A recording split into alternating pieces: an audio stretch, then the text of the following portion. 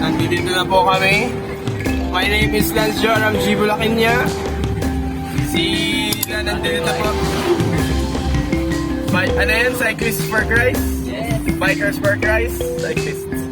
Yan. Hello po. Elmi Kasigan. Come on! So yun, for today's vlog, yan, ang ingay nila. Nandito po kami, i-added ko po sila. Yan lang naman, wala namang gaanong kimeme. Yan lang. Galing po, saan po to? Saan pong lugar na to? Antipolo. Antipolo, Lipa. Baka naman yung Antipolo mismo. Yan, so, ano nga ba? Galing po kami sa birthdayhan nila Kuya AJ. Happy birthday po ulit Kuya AJ. Yan, super blessed po kami sa inyong buhay. Yan, nandiyan. Come on, blessing po kayo. And, yun, meron nga po pala kaming Sharon sa likod. May Sharon kayo pala. Meron ako, meron din kayo. Meron ako, meron. Ano pa? So, yun lang naman. Sila ay bababa na yata maya-maya. And ako ay papunta pang Duhan. Again, this is Lance Joram G. Bulakinya. And that's all. Peace.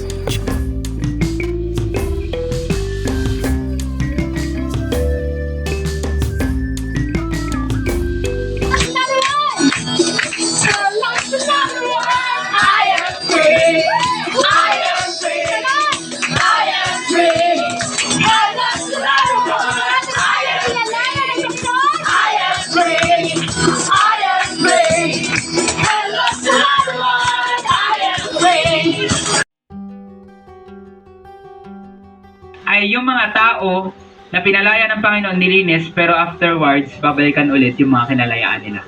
We don't want that to happen. Dahil alam nyo po, favorite ng mga demons pumunta sa mga baboy. If you're that person na pinalaya ka ng Lord tapos babalikan mo na naman, ang kinoconsider ka ng Bible na aso or baboy. At pag nagpalaya si Jesus ng evil spirits, ang sabi ng mga evil spirits, gusto po namin doon sa mga baboy. I believe in that place. Meron namang pusa yung kapitbahay siguro nung ano po na yun.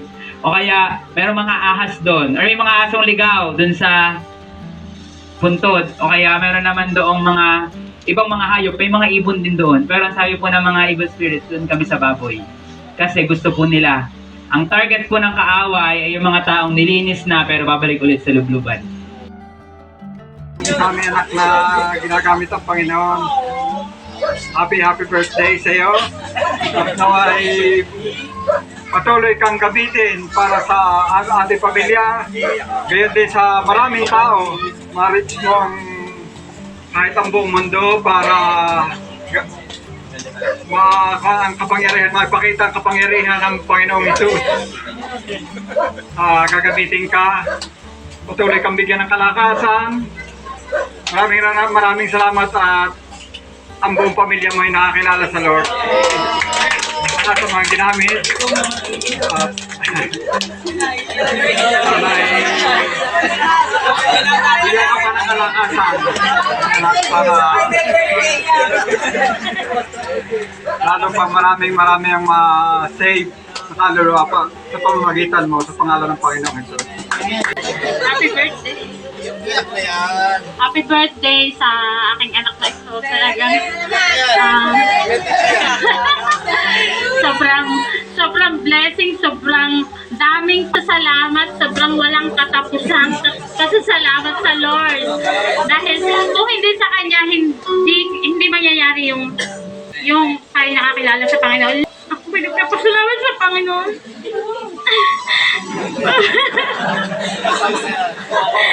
Pagpalain ka ng Panginoong Jesus, tuluyang kang gamitin ng Lord.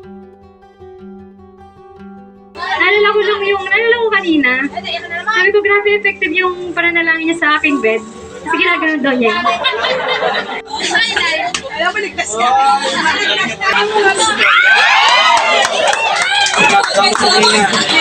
Happy birthday! Ang message ko lang ay be fruitful, multiply, love the million. The Lord bless you. I thank you for your life. Kahit wala ang mga lahat ng ito, maraming pribago na ito, magiging maraming tao sa kaya natin. I'm thankful for your life. Happy birthday.